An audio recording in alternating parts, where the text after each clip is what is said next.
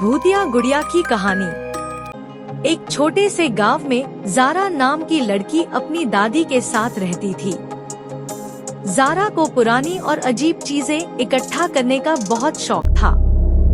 एक दिन गांव के बाहर एक खंडहरनुमा हवेली में ज़ारा गई।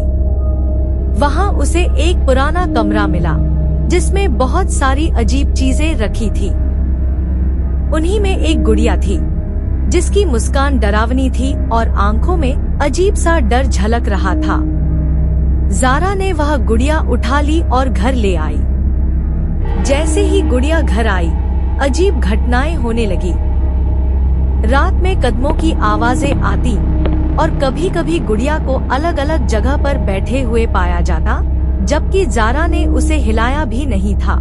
एक रात ज़ारा को लगा कि गुड़िया की मुस्कान और गहरी हो गई है और उसकी आंखें सीधे ज़ारा को घूर रही थी। तभी गुड़िया अचानक हिलने लगी। ज़ारा डर के मारे चिल्लाई, लेकिन उसकी आवाज कमरे से बाहर नहीं गई। गुड़िया की एक डरावनी आवाज सुनाई दी, तुमने मुझे जगाया है, अब मैं तुम्हारा पीछा कभी नहीं छोड़ूंगी।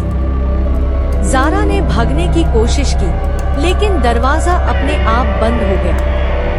गुड़िया हवा में उड़ने लगी और पूरा कमरा ठंडा और भयानक हो गया। ज़ारा की दादी, जो उस समय नमाज पढ़ रही थी, ज़ारा की चीख सुनकर उसके कमरे में आई। उन्होंने तुरंत मंत्र और भजन का जाप शुरू कर दिया। जैसे ही वह पवित्र आवाज गुड़िया तक पहुंची, गुड़िया जोर से चीखी और जलकर राख में बदल गई।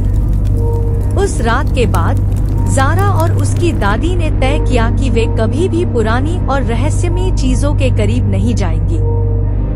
वह गुड़िया अब सिर्फ एक भूतिया कहानी बनकर रह गई, जिसने पूरे गांव को डरा दिया।